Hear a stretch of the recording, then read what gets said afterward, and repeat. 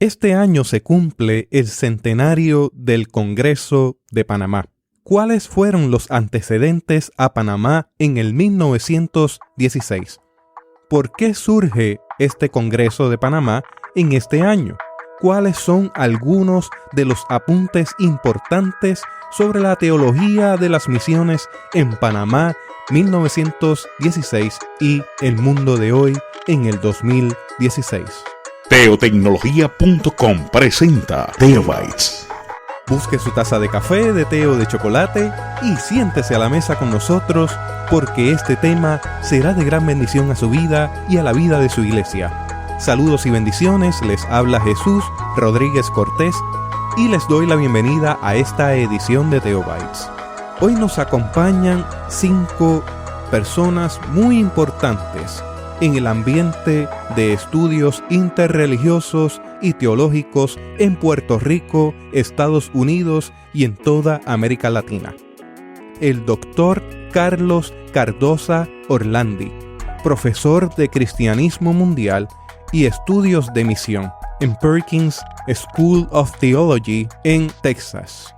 El doctor Samuel Silva Gotay, profesor distinguido de la Facultad de Ciencias Sociales de la Universidad de Puerto Rico, recinto de Río Piedras, y posee también un doctorado honoris causa del Seminario Evangélico de Puerto Rico. El doctor Luis Rivera Pagán, profesor emérito de Princeton School of Theology en New Jersey, quien tiene también un doctorado honoris causa en el Seminario Evangélico de Puerto Rico. La doctora Doris García Rivera, presidenta actual del Seminario Evangélico de Puerto Rico. Y será el moderador el doctor Juan F. Caraballo Resto, quien es catedrático auxiliar en Antropología de la Universidad de Puerto Rico, recinto de Calley. También es el director del Centro de Investigaciones del Seminario Evangélico de Puerto Rico. Entre los temas tratados, el doctor Carlos Cardoza Orlandi trabajará el tema de Panamá 1916, perspectivas de tiempo, espacios y contenidos. El doctor Samuel Silva Gotay trabajará Panamá y su impacto, impresión puertorriqueña. El doctor Luis Rivera Pagán trabajará consideraciones históricas post-Panamá. Y la doctora Doris García trabajará el tema de Panamá desde el 1916 hasta Latinoamérica 2016, caminos de misión y educación. Finalmente, el doctor Carlos Cardoza tendrá una conclusión donde veremos cuál es el saldo contemporáneo del Congreso de Panamá y veremos cuáles son las direcciones para seguir de cara a un nuevo centenario desde este evento en el futuro de las instituciones teológicas y de la Iglesia. Le invito con mucho respeto a que escuche cada una de las posiciones tan diversas que tendremos en esta mesa de diálogo. Que llegue usted a sus conclusiones y que disfrute del conversatorio de principio a fin. Este podcast se ha dedicado a trabajar la educación responsable y ha traído diversos puntos de vista a la mesa del café. En esta ocasión no será distinto. Ciertamente creo en esta conversación profunda y creo también en la inauguración de este centro de investigaciones del seminario para el cual estoy colaborando detrás de las cámaras y detrás de los micrófonos. Sin más preámbulos, disfrute de este conversatorio. Bien, bienvenidos y bienvenidas a este diálogo que desde el Centro de Investigaciones del Seminario Evangélico de Puerto Rico hemos querido tener.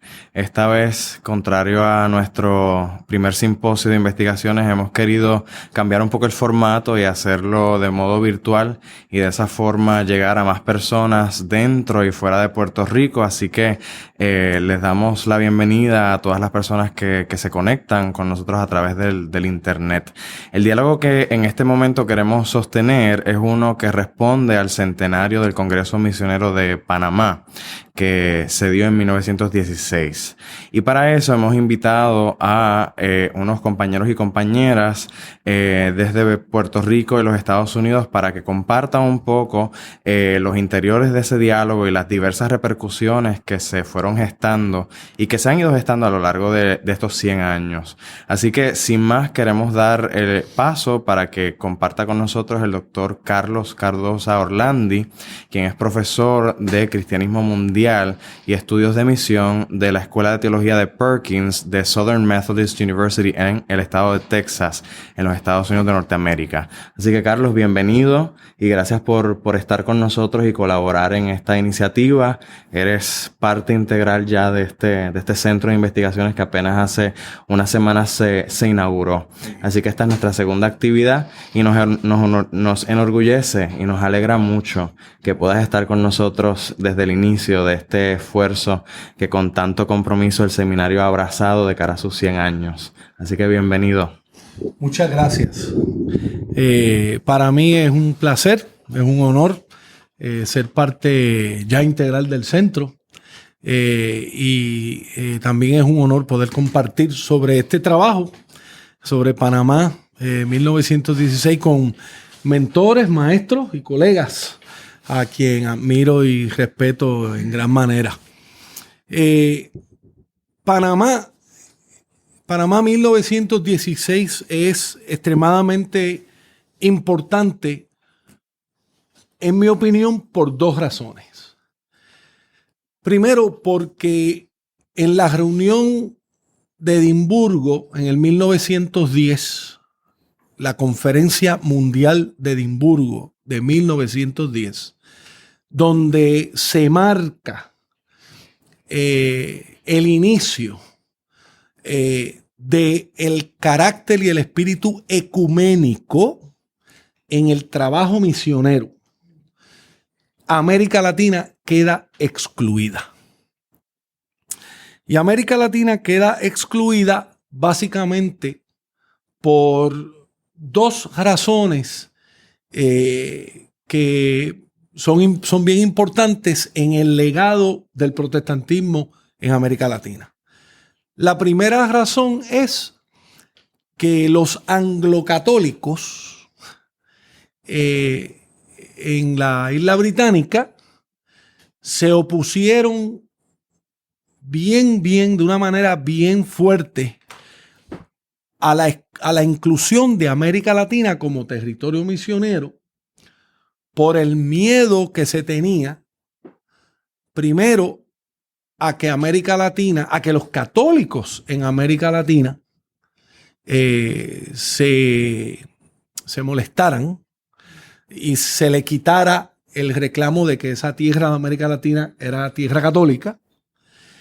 Pero la segunda razón por la cual los anglo-católicos se molestan y tratan y logran que se excluya es porque amenazan su participación en Edimburgo, siendo los anglo-católicos una expresión protestante de mucho poder misionero en el Medio Oriente, en África y en Asia. Y el comité organizador de Edimburgo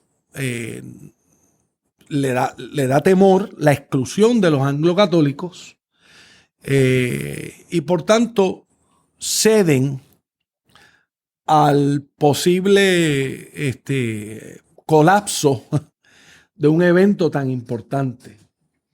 Otra forma de interpretar eso es que América Latina se convierte en el chivo expiatorio para que Edimburgo tenga la mayor presencia ecuménica protestante en la conferencia. Entonces América Latina queda excluida. La segunda razón son los reformados alemanes, que ya habían tenido sus caminos por América Latina para tratar de tener una presencia imperialista. No les gustaba mucho lo que estaba pasando con Estados Unidos y y la política exterior de Estados Unidos, de que América Latina era el patio de la casa. Y los alemanes, muy conscientes de que el protestantismo estadounidense tenía como parte de su agenda un proyecto político en América Latina, también se opone y usa la justificación de los anglocatólicos para lograr que América Latina se excluya.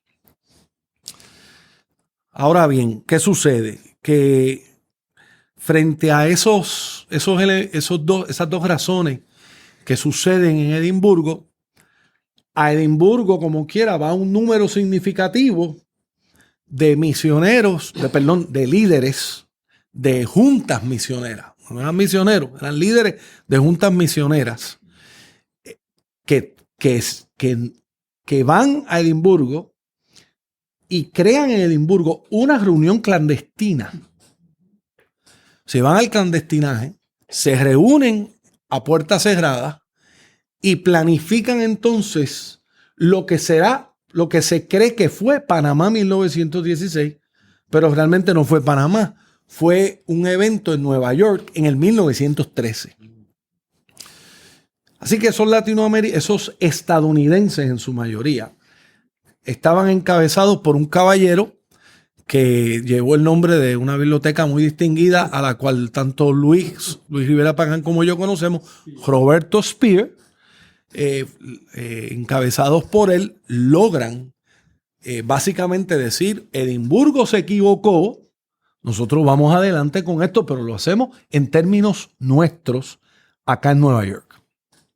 En el 1913 se reúnen en la ciudad de Nueva York, y aunque en el informe de Panamá, de Panamá 1910 aparenta que el Comité de Cooperación en América Latina, que fue el comité que va a dirigir los proyectos misioneros ecuménicos desde Estados Unidos a América Latina, todo aparenta, el que lee los informes en los 3 volúmenes se da cuenta que CCLA, como se llamaba, The Committee on Cooperation in Latin America, aparenta que se crea en Panamá. En Panamá no se crea. Se creó en Nueva York en el 1913 sin ninguna, no había presencia latinoamericana cuando se creó ese comité. Y es ese comité en su forma informal que hace todo el trabajo para Panamá y con éxito. Y con éxito. Así que en ese sentido, Panamá 1916 se parece a Edimburgo en que, por un lado, Panamá es la culminación de intentos de líderes protestantes misioneros estadounidenses en justificar el trabajo misionero estadounidense y europeo, excepto con los indígenas, en América Latina. Pero también 1916 marca el principio de lo que va a desarrollarse como una misiología para América Latina. La mayoría escrita por estadounidenses, pero sigue siendo misiología hacia América Latina, no de América Latina. Por eso es que Panamá es importante. Es una proyección de Edimburgo con el intento de empezar a incluir a América Latina como parte del mundo ecuménico protestante misional. Y esto no se va a lograr hasta el 1938. O sea que del 16 al 38, los latinoamericanos, junto con estadounidenses protestantes, lucharon para que América Latina fuera parte de lo que se llama el gran mundo del movimiento misionero mundial. Ahora bien, ¿qué es Panamá? ¿Qué hizo Panamá? ¿Verdad? Yo creo que eso es algo que vale la pena considerar. En febrero del 10 al 26 del 1916 se lleva a cabo el Congreso de Panamá. Congreso de Panamá tiene un nombre muy particular. Y es que realmente el Congreso no se llama Congreso Misionero. Se llama Congreso de Trabajo Cristiano para América Latina. Porque el espíritu que había detrás del Congreso era tratar de comenzar una conversación sobre el carácter del cristianismo en América Latina. Obviamente, una de las cosas que se desprende claramente de Panamá 1916 es que el catolicismo romano latinoamericano es una desgracia. Y tengo una cita para probar eso. La palabra que usan es deplorable. Es deplorable. Muy fuerte, ¿no? Ahora, Panamá es interesante porque Panamá plantea una situación socio-religiosa. Por ejemplo, Panamá tiene un primer intento de tratar de afirmar cuál es el problema latinoamericano que el trabajo misionero estadounidense va a resolver. Así que es un asunto de vamos de misión a resolver un problema. Y el problema va a tener dos vertientes, una vertiente social y una vertiente religiosa. Roberto Speer escribe un año antes del Congreso de Panamá y dice lo siguiente. En América Latina hay una fuerte presencia de sangre indígena y de sangre negra y también de mezclas raciales no favorables, como en el Brasil. Sus condiciones climáticas son tan desfavorables que la razón por la cual Sudamérica necesita la presencia cristiana protestante es por el atraso racial y social de todo el continente suramericano.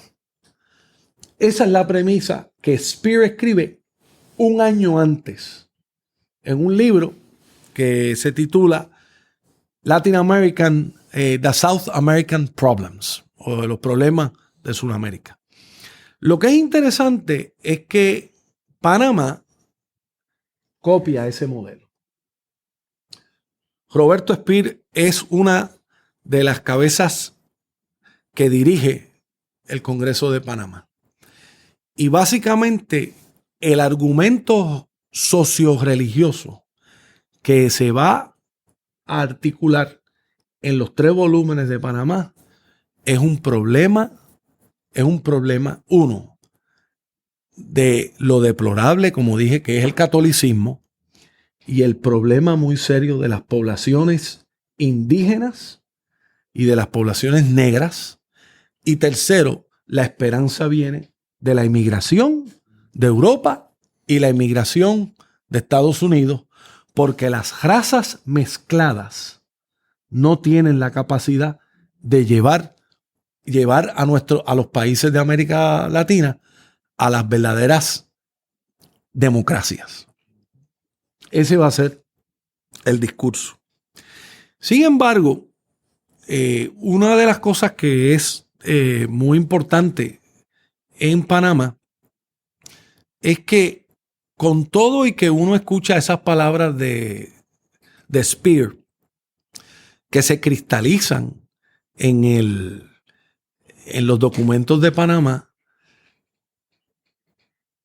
el informe sí discute lo que yo llamo los nuevos aliados culturales en América Latina. Los aliados culturales para que el proyecto misionero tenga éxito en Estados Unidos. O sea, quiero recalcar esa dualidad. Por un lado, América Latina no tiene mucho futuro porque su población y sus condiciones son un desastre. Pero por otro lado, en América Latina están sucediendo ciertas cosas que se van a convertir en nuestros aliados culturales y que merece que los misioneros, que el trabajo misionero se una a lo que está sucediendo ya en América Latina para crear una fuente de cristianismo que realmente lleve a América Latina, la suba de su atraso cultural y religioso. Entre esas fuentes están los movimientos de las mujeres. Claro, son movimientos de mujeres élite. Mujeres élite. Y hay todo un informe en Panamá sobre el trabajo de las mujeres. El segundo aliado cultural que se menciona es el aliado cultural con los movimientos laborales. En América Latina nos hemos olvidado de que el protestantismo hace una conexión inmediata con los movimientos laborales en todo el continente. O sea, fe y política estaban envueltas desde el principio y están ahí en el centro. Los movimientos laborales, sobre todo los movimientos en Argentina, en Chile, en el Brasil, Centroamérica, bendito, no, de ahí no podemos hablar porque nunca se desarrollaron hasta después de mediados del siglo XX. Pero en los países grandes de América Latina y en el Caribe, en Puerto Rico, en Cuba, era bien importante. Segundo, el otro aliado que se menciona son las organizaciones estudiantiles. El famoso Student Movement, Volunteer Movement, el movimiento de estudiantes voluntarios, que era un movimiento cristiano, que son movimientos de base para generar nuevos proyectos políticos en los distintos estados de América Latina. Panamá hace esa contribución que desafortunadamente no se ha considerado. Durante todo este año yo he estado muy pendiente a ver qué es lo que se produce sobre Panamá 1916, qué se reconstruye, qué se recupera.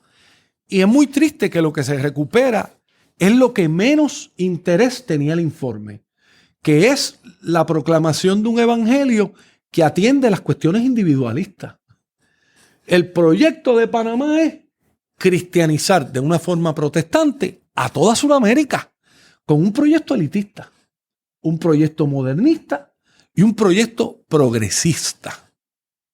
Y eso es bien importante. Termino con el siguiente comentario para que nuestros colegas compartan y podamos tener la conversación. Hay un informe del brasileño distinguido Erasmo Braga, que es el que les responde a lo que ha pasado en Panamá. Y don Erasmo Braga básicamente plantea una profunda preocupación sobre el proyecto de Panamá. Don Erasmo Braga dice, hablando sobre los estadounidenses y una preocupación que él tiene por el imperialismo yanqui, que también se refleja en Panamá. Él dice, la historia política de la América sajona y su desenvolvimiento social son inseparables de los principios religiosos que presidieron el origen de la gran democracia y mucho más que la raza y el ambiente. ¿Recuerda que te dije que la raza y las cuestiones climatológicas era lo que deterioraba América Latina? Él dice, presidieron el origen de la gran democracia.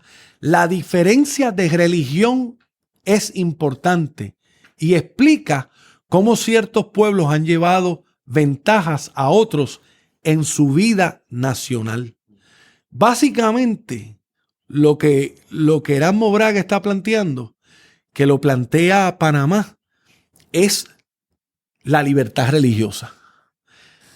Panamá lo que está tratando también de hacer es crear un espacio de libertad religiosa para que el protestantismo tenga legitimidad en América Latina frente a la única otra opción que había en ese tiempo religiosa, que era el catolicismo. O sea que el protestantismo en América Latina tiene una energía para estar con apertura a la libertad religiosa. Y es interesante que en todos los trabajos, los pocos trabajos que se han dado sobre América Latina, da la impresión que los que han leído y evalúan a Panamá se han olvidado de ese principio. Y lo que quieren establecer a través de recuperar a Panamá son microcristiandades protestantes. Microcristiandades protestantes. Los verdaderos protestantes vamos a votar por aquellas instituciones que den el valor a la familia. ¿Y qué es la familia? ¿No? Los protestantes no vamos a votar, los que somos protestantes evangélicos no vamos a votar por ciertas premisas o ciertas tendencias culturales por la apertura hacia los musulmanes, por la apertura a otras religiones. Pues entonces estamos contradiciendo nuestra propia herencia que está articulada en Panamá. Y yo espero que haya una recuperación, como estamos tratando de hacer aquí ahora, de lo importante del proceso de lo que significa el protestantismo latinoamericano al recuperar lo que contribuyó Panamá para América Latina. Pues muchas gracias, Carlos, por compartir con nosotros esas historias, ¿verdad? Aunque de una forma sucinta y corta, pero ciertamente muy dimensionada, llena de complejidades y a veces hasta de contradicciones, ¿verdad? Así que nosotros queremos también tener un espacio para ver cómo esto fue deslindando en nuestro contexto puertorriqueño. Y para eso tenemos al doctor Samuel Silva Gotay, quien es profesor distinguido de la Universidad de Puerto Rico, recinto de Río Piedras, de la Facultad de Ciencias Sociales, y a su vez doctor honoris causa del Seminario Evangélico de Puerto Rico. Así que, Samuel, si por favor pudieras compartir con nosotros y abonar a este diálogo con respecto a cómo todo esto que Carlos acaba de compartir con nosotros, cómo cobró vida en nuestro contexto caribeño isleño. Luego del Congreso de Panamá se celebraron las reuniones regionales, donde las regiones, los pastores junto con los misioneros iban a reflexionar sobre todo esto, a ver cómo se aplicaba y cómo lo podían entonces llevar a cabo, implementar. Panamá tiene un énfasis muy fuerte en la educación para la transformación de la sociedad. Así que eso en Puerto Rico va a repercutir mucho, al igual que el asunto de la unidad de la iglesia, el problema que causaban las divisiones denominacionales. Así que cuando aquí se reúne en San Juan, del 16 al 22 de marzo de 1917, en el Blanche Kellogg, la vieja, bueno, no tan vieja, escuela, ahora para nosotros sí, escuela de mujeres protestantes, escuela superior, que luego va a ser una escuela también de trabajo social y otras especialidades. Y en la YMCA, la Asociación de Jóvenes Cristianos, ellos van a considerar un asunto muy central, les pareció a estos 60 pastores y misioneros que se reunieron esos días. La cuestión fundamental para ellos fue la cuestión de la unidad de la iglesia, porque el asunto de las divisiones denominacionales en Puerto Rico les repercutía frente a la Iglesia Católica como un problema bien serio. Y entonces lo criticaron a partir de los documentos de Panamá, y entonces se propone la creación de una iglesia evangélica puertorriqueña con apellidos, con los apellidos de luterano, bautista, presbiteriano, pero la iglesia Evangélica Puertorriqueña y el obispo Howard de la Iglesia de los Hermanos Unidos de Estados Unidos propuso una sola iglesia para todas las grandes Antillas, Puerto Rico, República Dominicana, Haití y Cuba. Y en lugar de iglesias denominacionales. Y esto va a tener un impacto muy fuerte en el desarrollo de la iglesia en Puerto Rico, porque lo van a tomar muy en serio los pastores, y entonces por vía de lo que era la Federación de Iglesias de Puerto Rico, organizada en 1905, se reorganiza como la Unión de Iglesias Evangélicas y dirigida hacia el desarrollo de la Unión, y empiezan los proyectos unidos. Y los proyectos educativos van a ser desarrollados de la perspectiva de que todos participen. Por ejemplo, el Blanche Kellogg lo consideraban como la escuela superior para mujeres de todas las iglesias protestantes. Van a señalar el Instituto Politécnico como la escuela superior en la región montañosa y el colegio universitario para todas las denominaciones. Y nosotros vamos a encontrar pues que muchos de los viejos pastores se graduaron de ahí, nuestros padres, tíos, protestantes, no importaba qué denominación fuera. Y igual que la Academia Bautista en Barranquita, que es otro proyecto muy importante que sale del énfasis en la educación, y que el doctor Ángel Mergal insistió en convertirlo en una universidad. En aquellos tiempos, cuando era director, pero ni los ejecutivos ni los líderes de la denominación se dieron cuenta de la importancia de eso, y después finalmente va a terminar el edificio de la academia siendo el edificio de la Universidad Interamericana, en lo cual se convierte el POLI, el Instituto Politécnico de la Iglesia Presbiteriana, ¿no? Otro proyecto muy importante educativo va a ser el Seminario Evangélico de Puerto Rico, 1919, que vamos a celebrar pronto su centenario. Y las denominaciones bautistas, discípulos, metodistas, decidieron, ¿verdad?, convertir sus pequeños seminarios en este seminario. Y eso fue de mucha importancia. Igual que trabajo estudiantil universitario, que aun cuando esperará hasta 1935 para que los estudiantes mismos lo organicen como Fraternidad de Universitarios Evangélicos y más luego Federación de Colegiales Cristianos, incluyendo los estudiantes del seminario, los del campus de Mayagüez, los de el Poli, Instituto Politécnico, y las enfermeras de presbiterianos. Pues, y se van a adscribir a la Federación Mundial de Estudiantes Cristianos, que era la institución ecuménica más importante desde 1895, de donde sale Spear y sale Mott, que fue quien lo organizó, que va a ser importante en el 16 ahí, y muchos de estos líderes.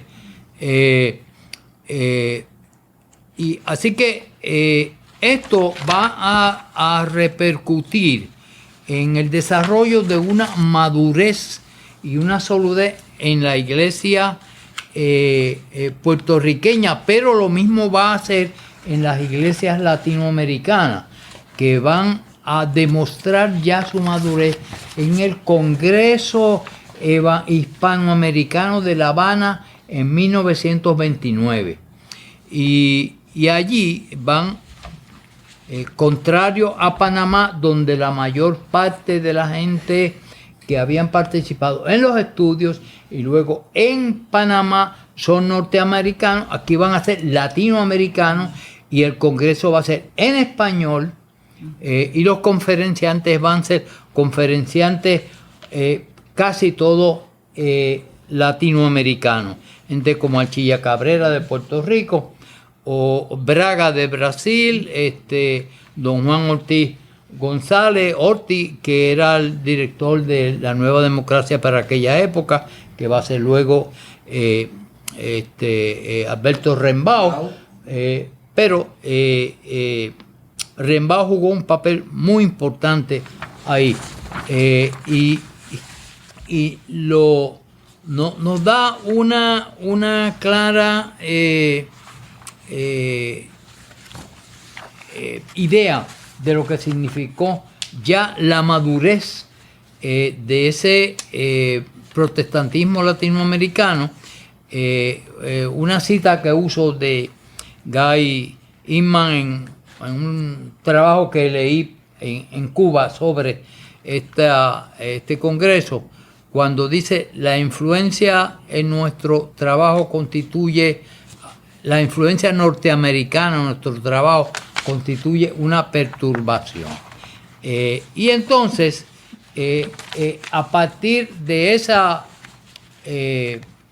visión de la realidad, se van a llamar al compromiso con los obreros, con las mujeres, y la comisión hace las siguientes recomendaciones: que no se pierda de vista las condiciones lamentables del obrero y el campesino, que se respalden y sostengan todos los movimientos que tienden al establecimiento general de salarios que permitan que el trabajador, tanto rural como industrial, no solo exista, sino también viva, que sean suficientes para vivir higiénica, cómoda y confortablemente, que sostengan y respalden todos los movimientos tendientes al final emancipación de la mujer, que considere las leyes protectoras de la mujer, implantar pensiones oficiales para viudas,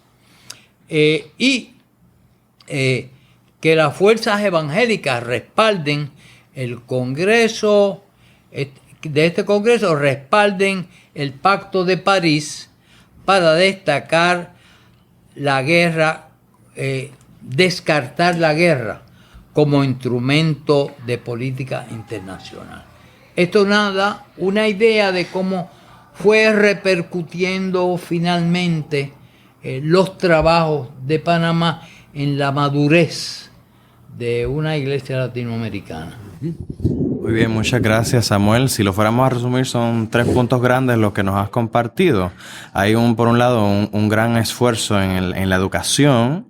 Hay también un gran esfuerzo que se hace para la unidad de la iglesia y otro de justicia social en distintas ramificaciones, ¿verdad? Así que queremos también tener un espacio para hacer unos apuntes históricos, ¿verdad? Muy importantes que surgieron de este diálogo y de este congreso, no solo en Puerto Rico, sino en otras partes.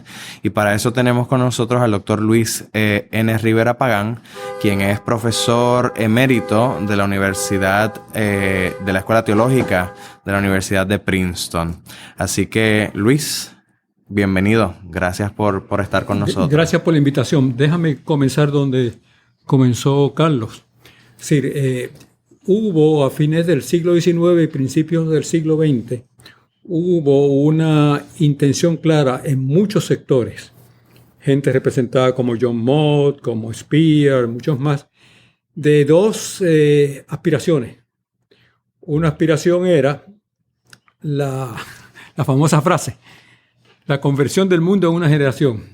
Es decir, había la intención de intensificar las misiones para poder evangelizar aquellos sectores del mundo que no eran cristianos.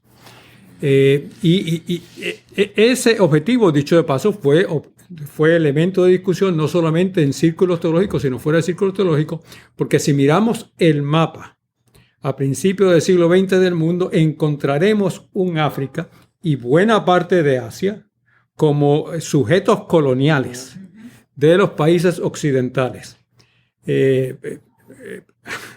India, Pakistán, etcétera, casi todo el mapa. Y por lo tanto, eso facilitaba la entrada de misioneros en lugares donde la mayor parte de la población no era cristiana. El segundo objetivo era la superación de las divisiones dentro del cristianismo. Eso se trató ese era un eje central en la reunión de Edimburgo. Es decir, evitar cualquier cosa que pudiese fragmentar más el cristianismo. Eso era uno de los elementos por los cuales se excluyó a América Latina, porque no solamente eso significaría un posible repudio a la Iglesia Católica, sino fragmentaría las discusiones dentro de algunos sectores que, como dice Carlos, estaban interesados en colaborar con la Iglesia Católica o lograr cierto acuerdo de la Iglesia Católica, y por lo tanto no querían ver a un cristianismo que, aunque nominalmente cristiano, era un continente nominalmente cristiano, como campo de misiones. Así que habían dos objetivos: la evangelización del mundo en una generación y la unificación del cristianismo. Dicho de paso, si esos dos objetivos se lograron o no es un asunto de discusión, ¿no es cierto?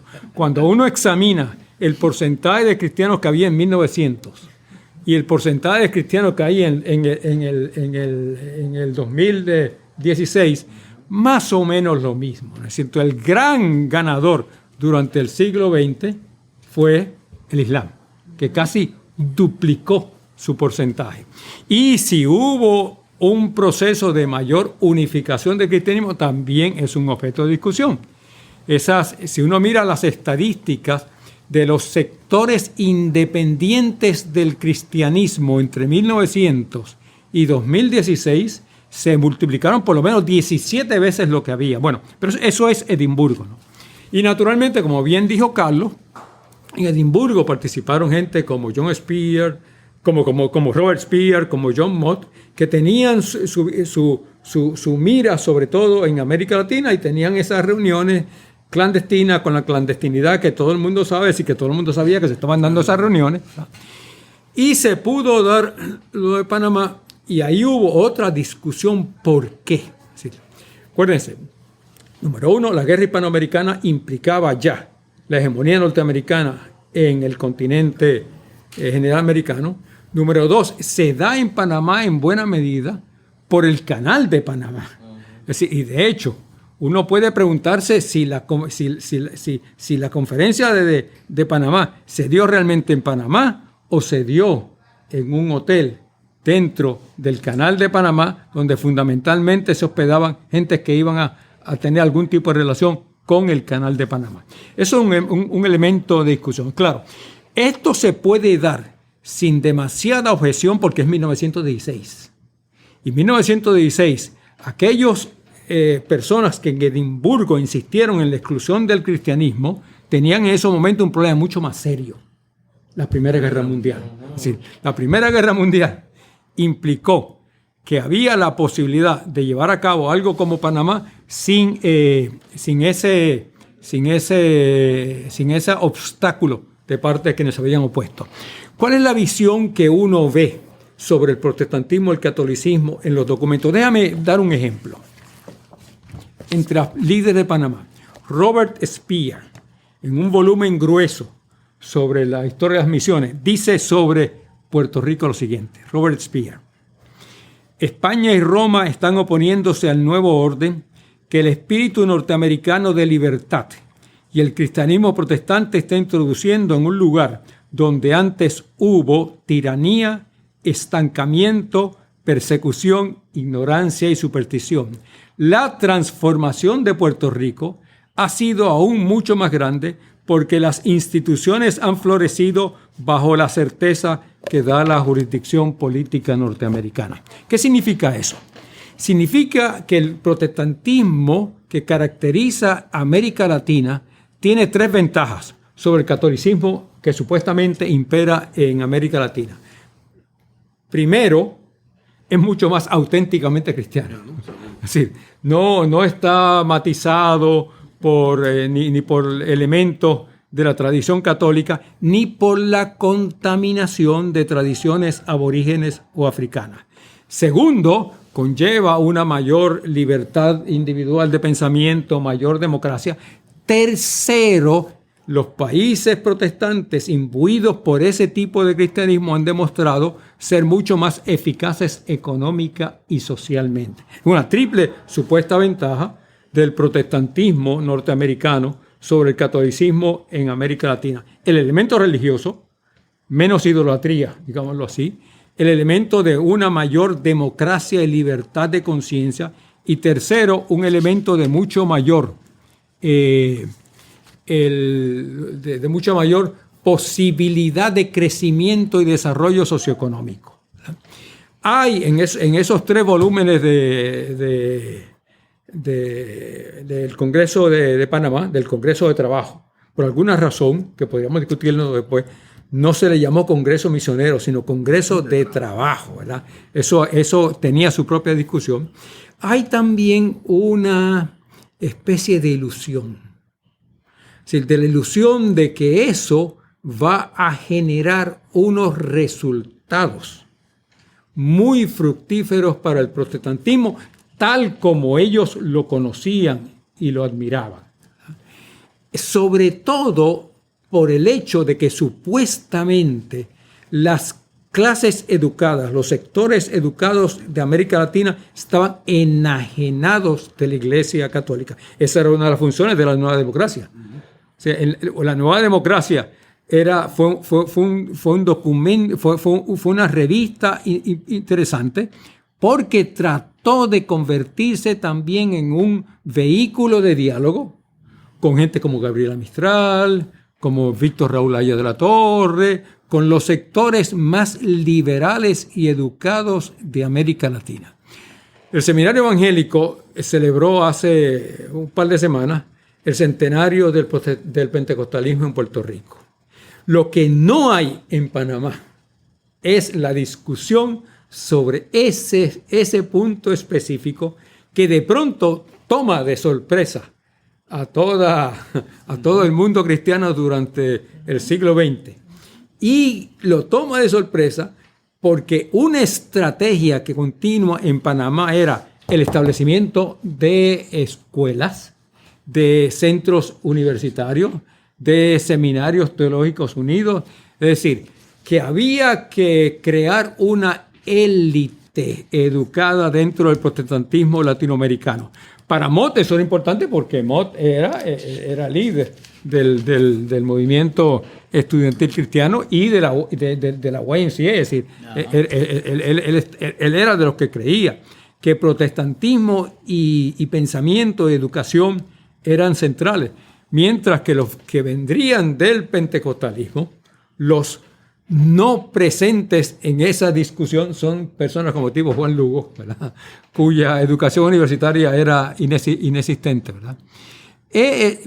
Me parece importante esta discusión que estamos teniendo, porque estamos en una situación en que necesitamos evaluar la historia de nuestras iglesias en América Latina, y no solamente en Puerto Rico, en América Latina. Comparar las evocaciones iniciales, ver los retos y desafíos en una situación muy diferente a la que había antes. Esa situación de mayor diálogo entre las iglesias cristianas nos debe llevar a una... Y el establecimiento, o sea, la Iglesia Católica latinoamericana ha florecido. O sea, no estaba como a veces algunos de los presentes en Panamá pensaban en su momento de ocaso. El Papa es argentino. Y uno nota en ciertas iglesias católicas latinoamericanas ese diálogo con el mundo académico intelectual de ahora, que ante la crisis de los seminarios teológicos latinoamericanos protestantes, no coincide con la predicción que se dio ahora. Me parece que esto es un diálogo muy importante que se debe profundizar. ¿De dónde venimos y a dónde vamos? Un ejemplo de la situación distinta. No hace mucho, los ministros luteranos de Puerto Rico me invitaron a darles una conferencia y se reunieron en un monasterio católico de la isla. Yo comencé diciendo que si estuviéramos en el siglo XVI, estos monjes católicos estarían quemándolo a ustedes, ministros luteranos, y ustedes, a mí, bautista, estarían metiéndome en un río para una inmersión de 20 minutos.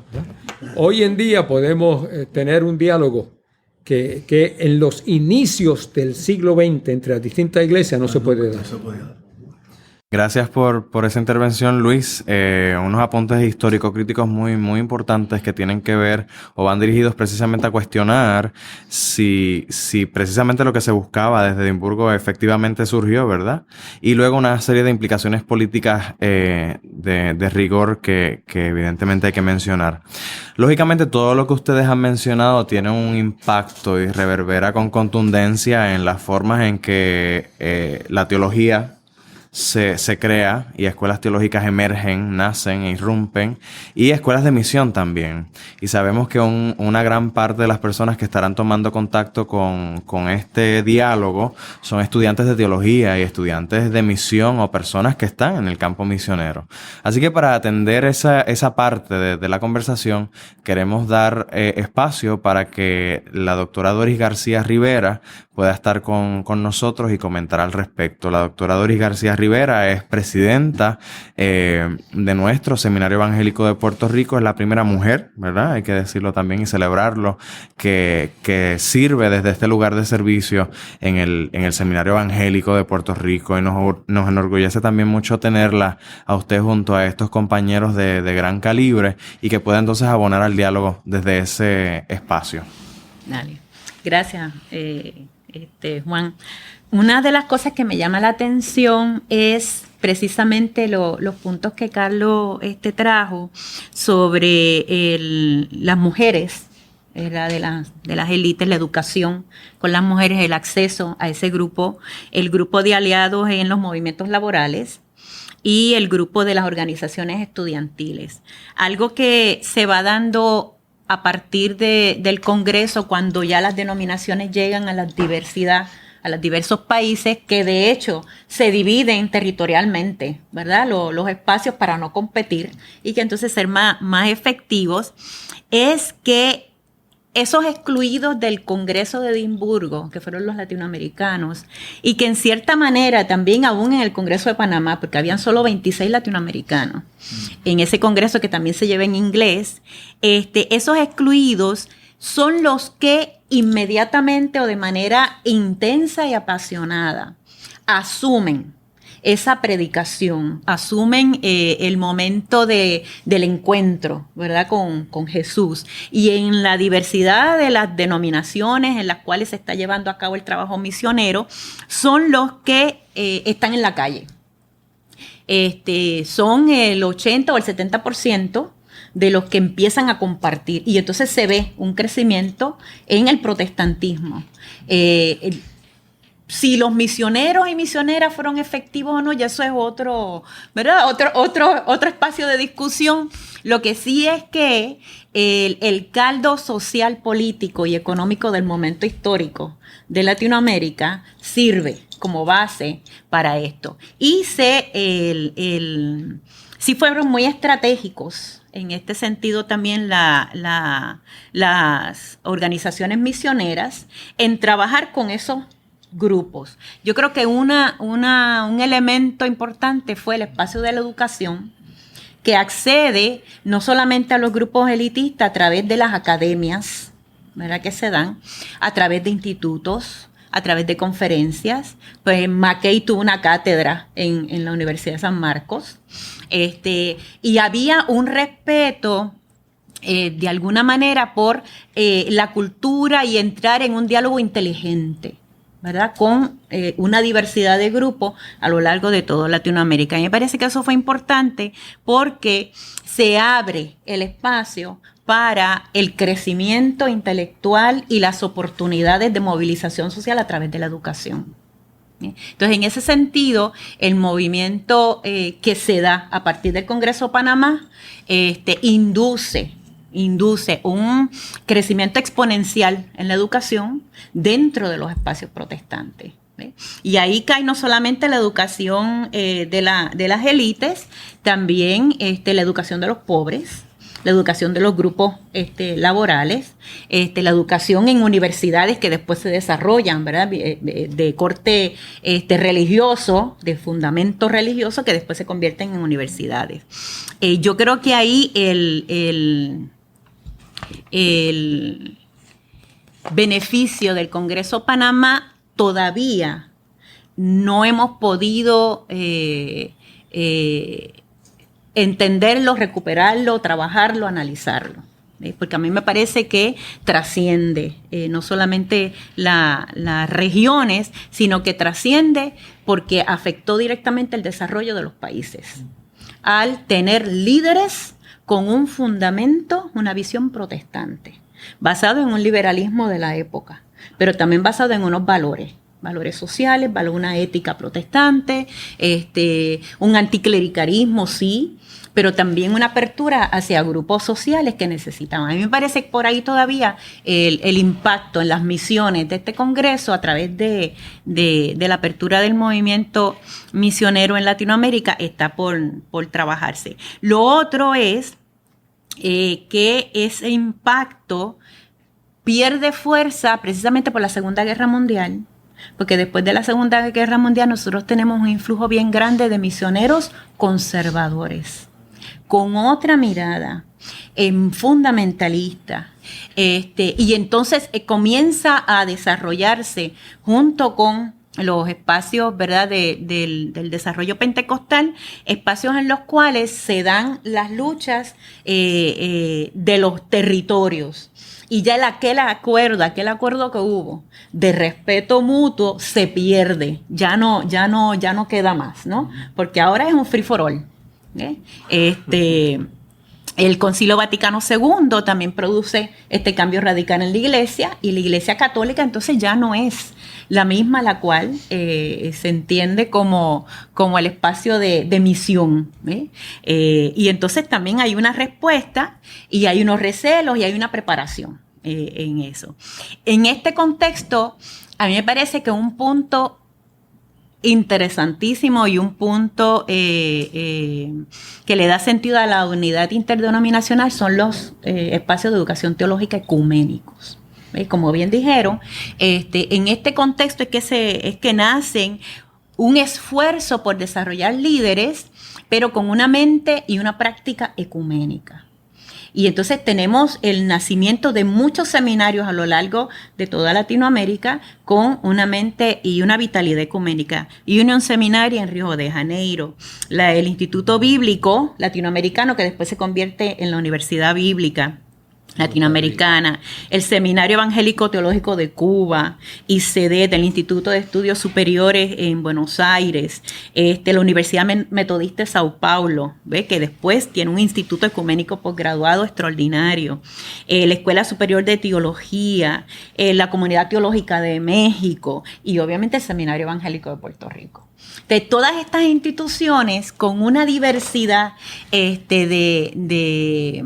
de combinaciones denominacionales, afirman la educación ecuménica, afirma que sí se puede trabajar en unidad y en propósito común en la diversidad de las denominaciones y con la calidad educativa que también caracterizó este esfuerzo a partir del Congreso de Panamá, porque sí había un interés en que la educación fuera una educación buena, una educación superior, una educación que generara líderes para el presente y el futuro. Actualmente nosotros tenemos sobre 360 instituciones en Latinoamérica que capacitan ministros y ministras. Sobre 360. La educación teológica sigue siendo un área importante, pero no necesariamente ecuménica. ¿Ven? Porque hemos visto la fragmentación, hemos visto un poquito la pérdida de fuerza de la educación teológica ecuménica, ¿verdad? En toda Latinoamérica. Para mí hay que regresar en este momento, y es parte de lo que algunos espacios lo vemos, que están haciendo y que se está reafirmando, el volvernos a nutrir con la visión del Congreso Panamá, entendiendo la importancia de la educación teológica para el crecimiento de la misión. Dos cosas para mí son importantes, y con esto, ¿verdad?, cierro. Una es dar un giro del academicismo intelectual que heredamos de la educación europea y americana, que todavía en estos seminarios de tradición protestante reformada todavía es fuerte. Dar un giro hacia entender el espacio de la educación teológica como uno profundamente espiritual. Educar es un don. Educar es un don. Y se enriquece con un estudio teológico a nivel doctoral, pero sigue siendo un don que nos permite entender la profundidad, el misterio, la trascendencia y lo grandioso de Dios. Y si nosotros utilizamos ese espacio como un don, me parece a mí que podemos lograr trascender algunas resistencias en la educación teológica ecuménica. Lo otro es la integración del espacio pastoral práctico, que si bien es cierto, a partir del Congreso Panamá no solamente se desarrollan las instituciones teológicas ecuménicas, también se desarrollan hospitales. Como dije, se desarrollan espacios sociales, se desarrollan comunidades en las cuales hay trabajo de desarrollo humano. En este caso, hoy nosotros podemos establecer alianzas con organizaciones sin fines de lucro para buscar formas emergentes de ser iglesia. Y en ese espacio, de nuevo, el espacio de la hermandad que trasciende la denominación nos puede ayudar. ¿Sí? Ahí yo veo un recuperar, ¿verdad? El Congreso Panamá. Y finalmente, el fortalecer la amistad. El Congreso apostó a la amistad ecuménica, a la amistad cristiana. Y en este momento en el cual estamos en un paradigma, estamos en un cambio paradigmático, ¿verdad? El que podamos asumir ese espacio de la amistad, yo creo que es de nuevo apostar a la realidad de un reino de Dios donde cabemos todos y donde es posible construir espacios nuevos, creativos, de desarrollo social, de justicia, de un evangelio de buenas nuevas, donde haya transformación. Entonces, a mí me parece que son, ¿verdad?, luces que encuentro en el Congreso, que actualmente pues hay espacios que niegan obviamente todo lo que se logró a través de la historia, pero creo que también hay espacios donde esto se está renovando. Me parece que hay que apostar a eso. Muy bien. Gracias a la doctora por esa intervención. Ya la doctora ha comenzado un poco a traer el Congreso de Panamá al presente, ¿verdad? Con sus apuntes. Entonces, Carlos, para concluir y cerrar, quisiéramos que tú echaras mano de lo que los colegas han presentado, pero también de alguna forma, ya han pasado 100 años, ¿no? Pero de cara a unos próximos años, ¿cómo todo esto tú lo ves armándose, verdad? ¿Cómo tú lo ves calibrándose? Así que quizás cómo este espacio que se dio en 1916 reverbera e impacta hoy, ¿verdad? Así que si pudiéramos quizás ir echando mano de los tres pilares argumentativos e ir cerrando, pues te dejamos el espacio. Esa pregunta cuando estábamos hablando de la preparación de esto, es una pregunta difícil. Y claro, mis colegas aquí la hacen el esfuerzo de contestarla un poco más fácil. Yo quiero presentarlo en dos dimensiones. Una dimensión muy personal y la otra entonces más podríamos decir más teológica. Yo tengo una profunda preocupación por lo que está pasando en América Latina y en el mundo latino, en los Estados Unidos, en relación a lo que qué es lo que significa ser evangélico. Una preocupación tanto pastoral. Yo soy miembro de iglesia, yo soy un feligrés muy activo. Una preocupación pastoral porque la herencia teológica que no solo Panamá, sino todo lo que pasa luego de La Habana. En La Habana se demuestra, como dice Sammy, una madurez, y de ahí en adelante los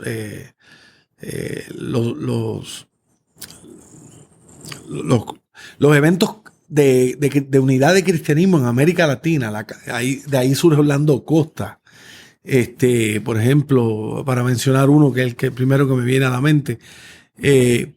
Y tantos otros líderes. Humberto en Argentina, los líderes evangélicos en Argentina y las organizaciones. La Comisión Evangélica para los CELA, inclusive los primeros CELA, la Comisión Evangélica América Latina, los Congresos Latinoamericanos de Evangelización.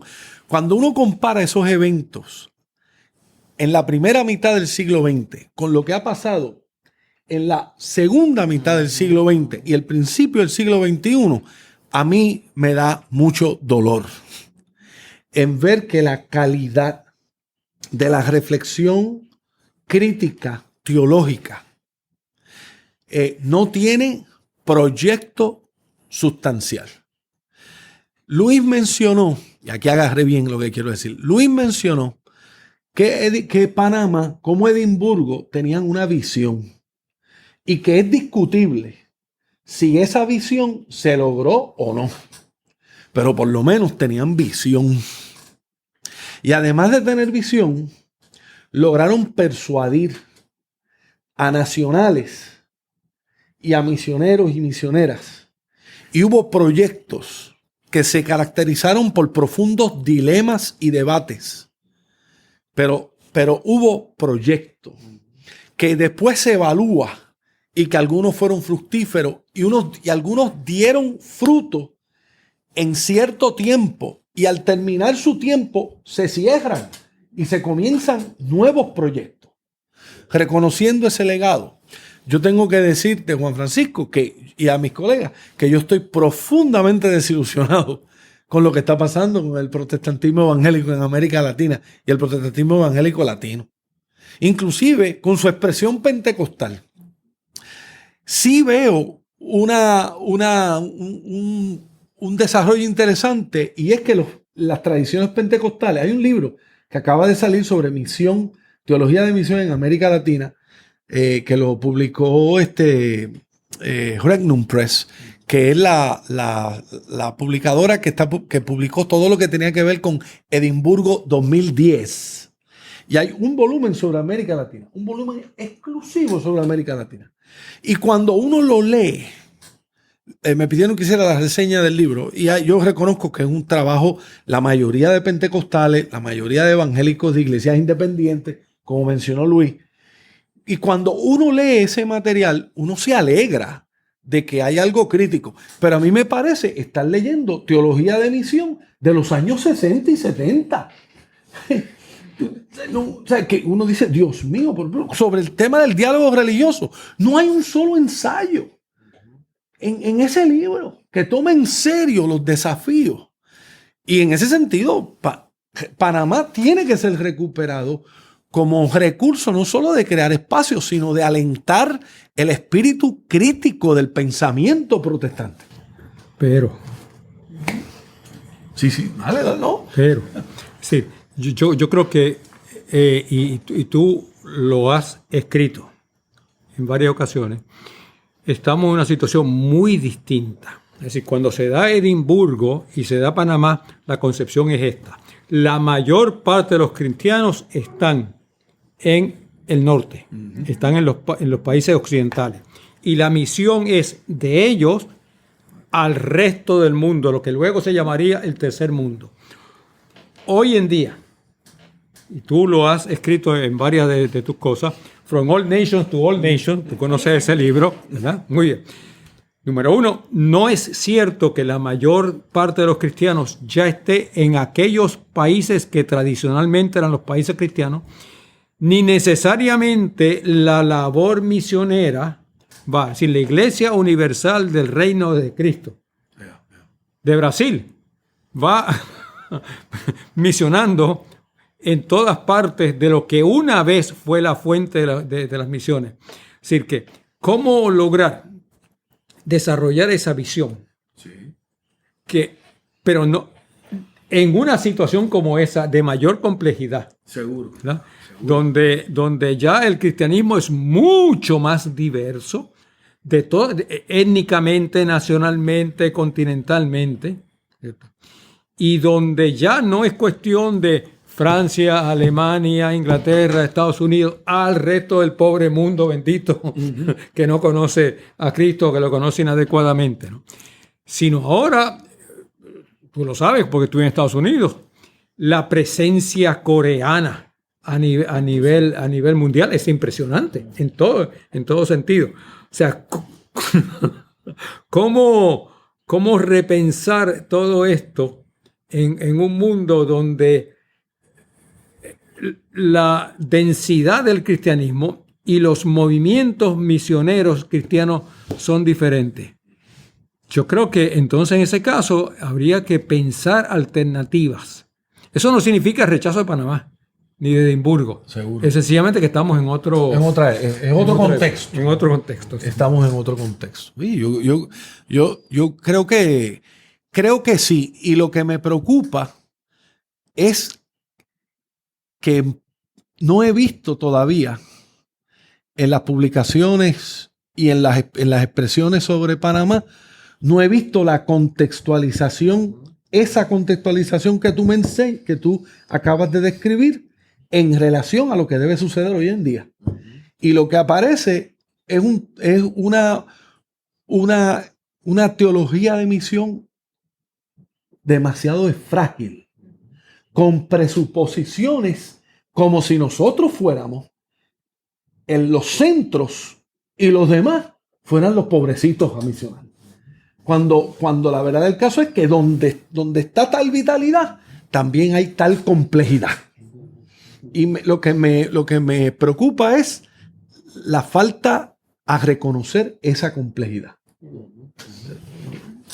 Yo creo que para ir cerrando también sería importante decir, ¿verdad?, que desde nuestro espacio de seminario, desde nuestro espacio puertorriqueño, este diálogo es muy importante porque de alguna forma este centro de investigaciones que es muy inicial, ¿no? Busca de alguna forma apostar por esa amistad, busca llenar un espacio de educación, como estábamos mencionando ahorita, que tenga un impacto en la vida cotidiana de las personas de fe, cristianas y no solamente cristianas, ¿verdad? Y de alguna forma dar un giro, como decía la doctora, o subvertir esos estilos de ser iglesia a veces, esos estilos de ser cristiano o cristiana a veces, esos estilos de ser evangélicos o evangélicas a veces, ¿verdad? Así que para nosotros ha sido muy importante tener este diálogo, no solo por una fecha tan importante como la de 2016, después de un 1916, sino porque es que lo que estamos hablando en esta mesa va totalmente a tono con lo que a nosotros nos da propósito como centro de investigaciones en una institución como esta, que es el Seminario Evangélico de Puerto Rico. Así que yo quiero agradecerles a cada uno de ustedes, a Carlos, a Luis, a Samuel y a Doris por haber colaborado en este diálogo importante. Agradecer a todas las personas que de alguna forma se han conectado con esta mesa y seguimos trabajando y seguimos buscando unos espacios de acercamiento y de conocimiento. Así que muchas gracias también, no lo han visto, pero también está con nosotros Jesús Rodríguez Cortés, Gracias, Chu, como le conocemos, que ha sido la persona que muy gentilmente nos ha acompañado y ha hecho que todo esto sea posible desde el punto de vista técnico y virtual. Así que para nosotros es muy importante su presencia y nuestra nota de agradecimiento para él.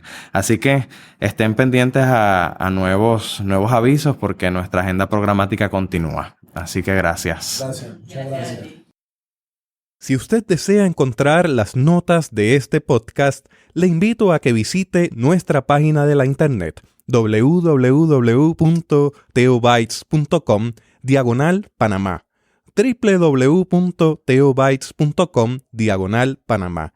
También le invito a que comparta este contenido con otras personas que usted sabe también le interesa estos temas. Ayúdenos a multiplicar el esfuerzo educativo de Teobytes en diferentes partes de la internet y recomiéndeselo a alguien. Vaya a su teléfono y dígale cómo puede llegar hasta allí y escuchar los audios donde quiera, como quiera y cuando quiera. Hasta aquí esta edición de Teobytes. Gracias por darnos el privilegio de llegar hasta ustedes a través de las redes informáticas. Será hasta el próximo episodio. Que la paz y la gracia de nuestro Señor Jesucristo sea con ustedes.